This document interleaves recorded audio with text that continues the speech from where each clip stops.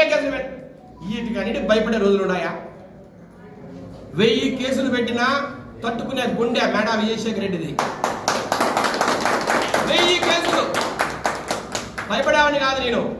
మీ మాదిరిగా red sandal smugglers కు ticket ఇచ్చే వాళ్ళ కాదు తెలుగుదేశం పార్టీ. ఈ రోజు చిత్తూరులో విజయానంద రెడ్డి ఎవరండి? రెడ్ శాండిల్ స్మగ్లర్ కాదా? ఆయన మీద పీడీ యాక్ట్ లేవా? అలాంటి వ్యక్తులు ప్రోత్సహించేది మీరు, అలాంటి వ్యక్తులు టికెట్లు ఇప్పించేది మీరు, మేం కాదు. మేము ప్రజల కోసం బతికేవాళ్ళం. కాబట్టి చెప్తున్నా, ఈ గుండె 1000 కేసులు పెట్టినా భయపడదు. లేదు, మీరు 1000 మంది నా మీదకి రచ్చకొచ్చినా దెబ్బలు తినే అవసరం అయితే మళ్ళా ప్రజల కోసం పరిగెడతారే కానీ నేను వెనక్కిపోయే ప్రశ్నే లేదు. రాసి పెట్టుకోండి. ఈ గుండె భయపడేది కాదు. ప్రాణం ఉన్నంత వరకు రాజంపేట కోసం కొట్లాడతా.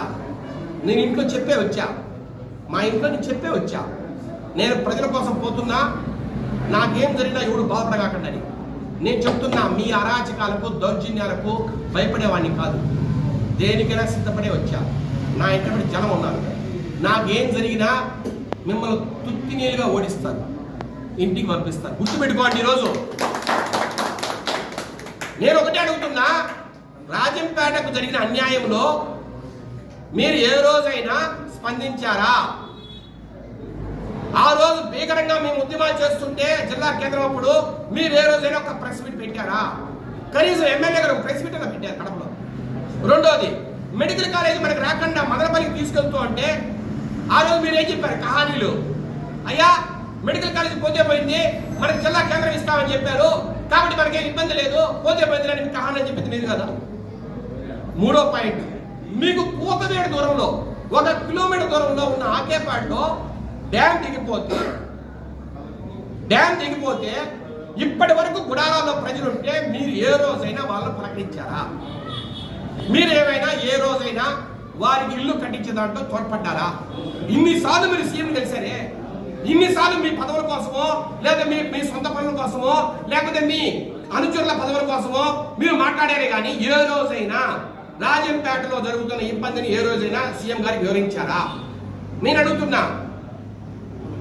జగన్మోహన్ రెడ్డి గారు ఇంత వేల కోట్లు పెడుతున్నాం, ప్రతి సంవత్సరం ప్రజలకు సేవ చేస్తున్నాం అని చెప్పి ఆయన కనీసం నిర్వాసితుల కోసము 10 కోట్లు విడుదల చేయలేరా? ఎక్కడ జరిగింది మోసం? ఎవరు చేశారు ఈ మోసం? ఎమ్మెల్యే గారు కనీసం నెల్లూరు నుంచి ఆడికి రావాలా? మీకు కనీసం మీరు కొత్తనే లేచి చూస్తే కనబడే ఊర్లవి మీరేం చేశారు? ఎవరికైనా ఒక 50,000 తప్పించారా? ఎవరికైనా ఒక బియ్యం మూటించారా? ఒక్కసారి ఆలోచించాలి అందరూ కూడా. ఒక వ్యక్తిని పక్కన పెట్టి, ఒక నాయకుడిని పక్కన పెట్టి ఇంకొక నాయకుడిని తెచ్చి ఇతనైతే చెడ్డ పేరు లేదు, ఇతనైతే తెచ్చిపోతా అంటున్నారు. ప్రజలు తెలీదా? ప్రజల అమాయకులా? మీరేం చేశారో ప్రజలకు అర్థం కాదా? మీరు దొందే.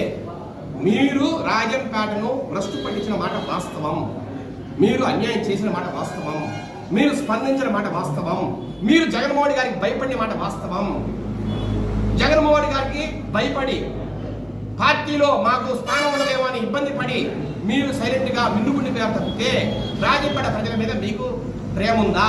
ఉంటే మీరు ఎందుకు స్పందించలేదు ఇన్నిసార్లు? ఈ రోజుకి నేను అడుగుతున్నా, ఇంకా 2-3 నెలలు ఉంది గవర్నమెంట్. ఈ రోజు కన్నా మీరు ఆ ఇల్లులను పూర్తి ఏదైతే నిర్వాసితులకు ఇల్లు కట్టించే పరిస్థితి ఈరోజు కుంటుపడిందో కనీసం ఆ ఇళ్ళనన్నా పూర్తి చేయండి 3 నెలల్లో. మీకు నిజంగా ప్రజల మీద ప్రేమ ఉంటుంది. ఎందుకండి ఈ కలిబొలి మాటలు? మేము ఎవరు పెట్టే గెలుస్తాం, ఇప్పుడున్న ఎమ్మెల్యే చెడ్డ పేరు ఉంది, ఇంకొక ఆయన వస్తే జరిగిపోతా. ఎన్ని కథలు, స్టోరీలు ఎవడు అంటాడు? మీరు మీ ఆఫీసులో కూర్చొని మంత్రంగా నడిపి, మీ ఆఫీసులో కూర్చొని స్కెచ్లు వేసి వీడికి ఎంత గ్రాఫ్ ఉంది, వారికి ఎంత గ్రాఫ్ ఉంది. గ్రాఫ్ అనేది ప్రజల్లో ఉండాలి, ప్రజలు చెప్పాలి. నాయకుల మంత్రాంగాల్లో కాదు, నాయకుల లాబింగ్లో కాదు. మీకు పెద్ద పెద్ద నాయకులు తోడుండి మీకు లాబింగ్ చేసి టికెట్ రావడం వచ్చేంత మాత్రాన ప్రజలు వస్తారని ఓటేస్తారని నమ్మకం మాత్రమో పెట్టుకోవాలి.